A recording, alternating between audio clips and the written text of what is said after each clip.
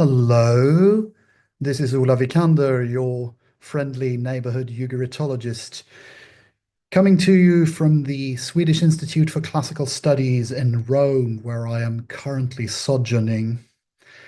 In this video, I would like to talk to you about creation accounts. It is a truth universally acknowledged, well, perhaps not universally, but acknowledged in a lot of circles, that there are two creation accounts in the Hebrew Bible at the beginning of the book of Genesis. This is quite apparent if you look at them. The first one, which takes up chapter 1 and a little bit of chapter 2 of Genesis, is written in a totally different style than the one in chapter 2, going on through chapter 3 with the narrative of the Eden myth.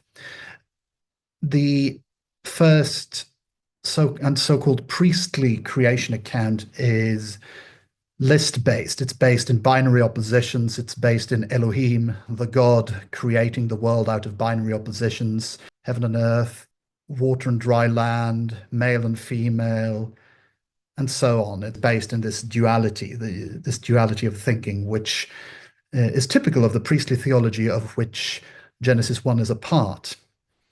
In many ways, one can say that Genesis 1 is the epitome of the priestly theology, going back to the so-called P source of the Pentateuch.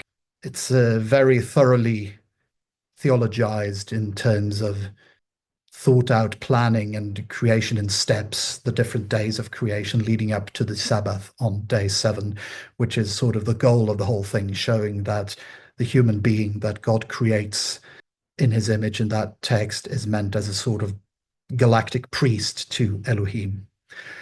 We could talk a lot more about that. There's a lot more to say about that. And then we have the second creation account, the Eden narrative, which is completely different and written in a more novelistic style, where the order of created beings is different and in which the male and female human are not created at the same time as they are in the first creation story, but rather the man is created first and then the woman is created out of his body. And we have the whole story of the serpent tricking the human beings to eat from the tree from which they ought not to eat, incidentally implying that they thereby lose access to the tree of life, which would have given them eternal life. Eternal life combined with immeasurable knowledge being a famous prerogative of the gods in the ancient Near East. So there are two trees, that of life, eternal life, and that of knowledge, and a human being can only have one, not both. So if the humans decide to eat of the tree of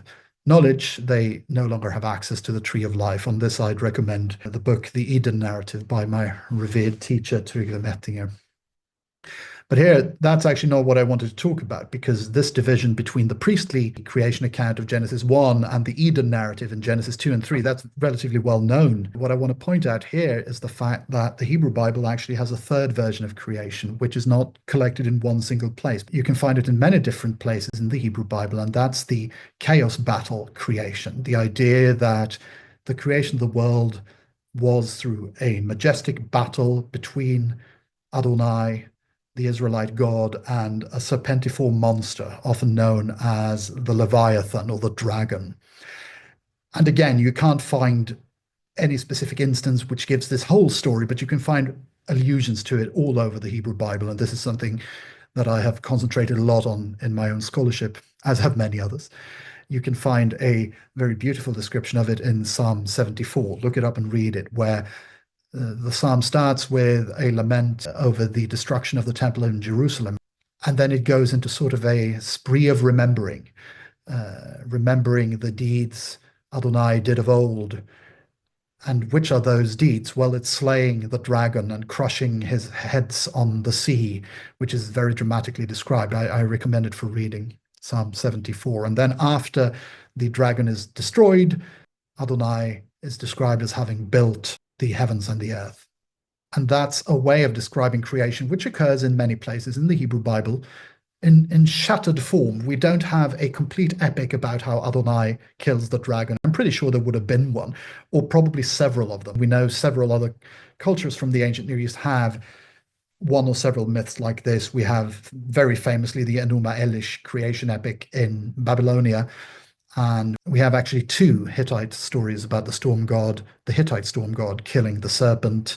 And we have the Baal cycle, my own personal specialty, which describes the battle between the Northwest Semitic storm god Baal and the god Yam, sea, and his cohorts, one of which appears to have been the Litanu, which is the Ugaritic version of the Leviathan. So this is a very well attested mythology that the storm god once killed a great serpent, usually a sea serpent. That's how it's usually described in the Semitic language sources, and then often built the world after having done that. In the Baal cycle, there is no clear connection between the chaos battle and the creation of the world, but in many places in the Hebrew Bible, that does seem to be the case, especially Psalm 74. We find allusions to this also in Psalm 89 and in several places in Job, etc. I personally lament the fact that we don't have a complete Adonai and the dragon epic preserved.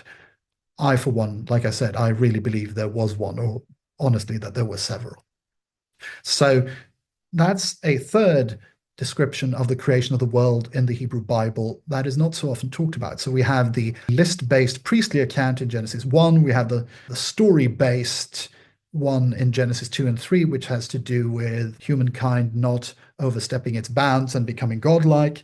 And we have the battle one, which is scattered around different parts of the Hebrew Bible, scattered, in fact, in a way that reminds one of how the dragon himself is said to have been scattered when Adonai crushed his heads. And if we go to the New Testament, if that's something you're into, you also have the description in the Gospel of John of the creation through the Logos, through the divine principle that is in that text identified with Jesus of Nazareth.